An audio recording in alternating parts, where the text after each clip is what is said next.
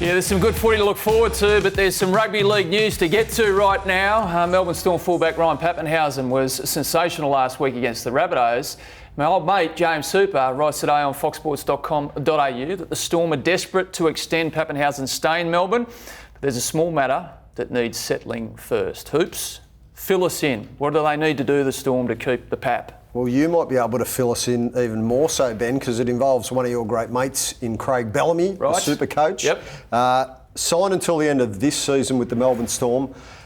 Big talk around that he most likely will commit again for another season next year. But beyond that, the great unknown is whether he goes back to the Brisbane Broncos, the Cronulla Sharks are also at the negotiating table, or can Matt Tripp and the Melbourne Storm somehow find a way to make sure that the big three, and essentially the bloke who has built the big three and made the Melbourne Storm the juggernaut that they are, remains, and the powerhouse remains. Big three Mark II. Big three Mark II. That's it. So I got the sense that Jerome Hughes, who I believed was going to take his payday at the Warriors, yet decided to stay in Melbourne. I don't know for how much, but I'm assuming it was for less. That part of Jerome Hughes staying at the Storm was because maybe he knew that the head coach would be there a little longer than just this current 12 months. So that may not have been sorted because Ryan Papenhuyzen now is asking for the same guarantee that apparently doesn't exist at the moment. Well, I'm not sure whether he's asking for a guarantee, but he's the hottest emerging player in the competition at the moment, and I think you can understand that he is seeking some clarity about whether this champion coach, because at the moment they're in this transition phase, Melbourne, where Cameron's finally hung the boots up, Billy Slater's gone, we know Cooper left a couple of years ago, but if they can secure Papenhuyzen's signature along with Harry Grant, they've got Munster locked up long term. That's the next big three. Yeah.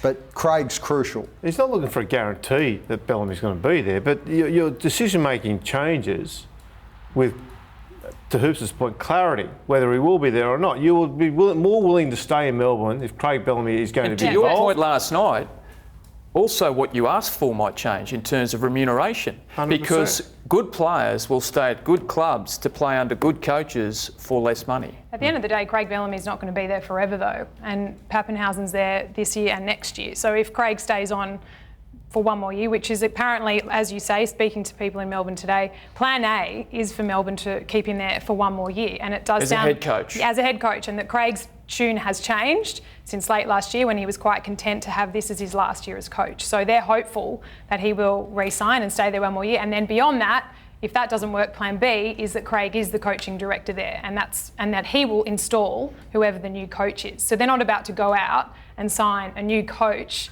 If they have Craig there as their coaching director, they want him heavily involved and invested in making that decision with them. Well, I think Papenhuyzen's been smart. All he wants to know is what's happening. Yep. And I know he's entitled to, before he makes his decision. Yeah. Jerome Hughes asked all those questions. He said, you can't guarantee whether Craig's going to be here, but I want to know, is this place going to have wholesale change? Are you going to get rid of all the assistant coaches when Craig leaves? You've got Ryan Hinchcliffe there. You've got Ryan Hoffman, all of these ex-Storm players that embed the culture that is Melbourne Storm. They want someone in there who's not going to change the philosophy, who's not going to, recreate the wheel like a Paul Green, who's going to come in with their heavy opinions of how the Storm should be run. Let's not forget Frank Panisi, who's been Craig's right-hand man, has extended for an extra couple of years. And you also write in your column today, Hoops, that Brisbane being the other option is a much more lucrative offer for Craig.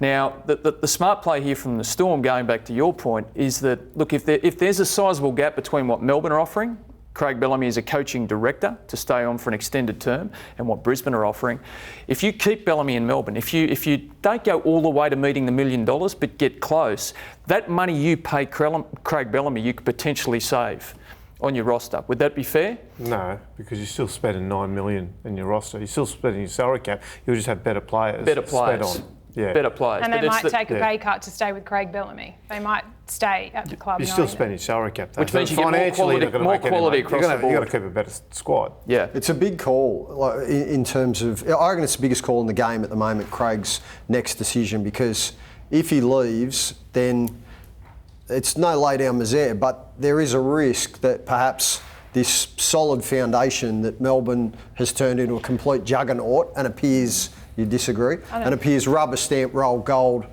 for however long, the next 10 years. If Craig goes and players like Ryan Papenhuyzen start to second guess whether they want to remain or not, then... But don't they have the reputation as one of the most successfully run clubs, sporting clubs? And yes, Craig is a big part of that success. But also they've lost success. They've lost money for years.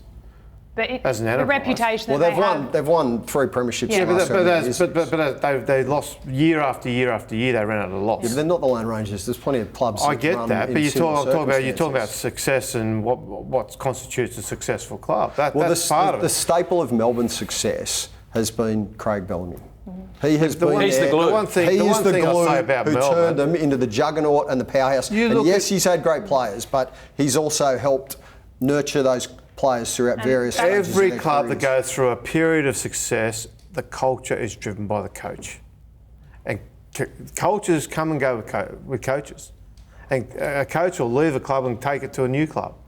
The club he leaves there's more chance of taking it to the new club than the club he has continuing on. The club is left. And to your point about the friendship I have with Craig Bellamy, my advice has been and will continue to be that I think it would be best for him to stay in Melbourne. And not because of anything that's going on in Brisbane, but just because how Craig Bellamy is wired. If he moved to the Gold Coast and was paid huge money to oversee a bit of a rebuild and a redesign of what's happening at the Broncos, he could not help but be invested all of the time.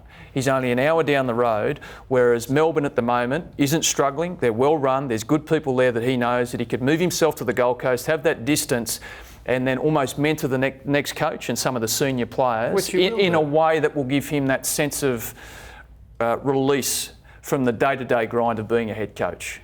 Do you agree that that's the best option for him? Oh, look, yeah. If I'm tipping to him, but I think he'll stay. I don't think he's going to leave.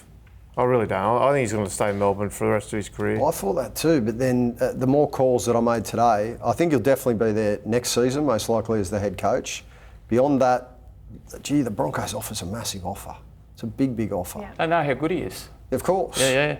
But as a part-time coach, not a part-time, but as a coaching director, it's very different to being the head coach, which is what he's used to doing, as you say, day-to-day, week-to-week grind of getting a team ready for football. And you know what? If I'm on the Broncos board and I'm paying Craig Bellamy $1 million as the coaching director and the Broncos aren't travelling well, guess who I'm putting the pressure on to do more, which is exactly what he's trying to avoid, I think, in this next phase.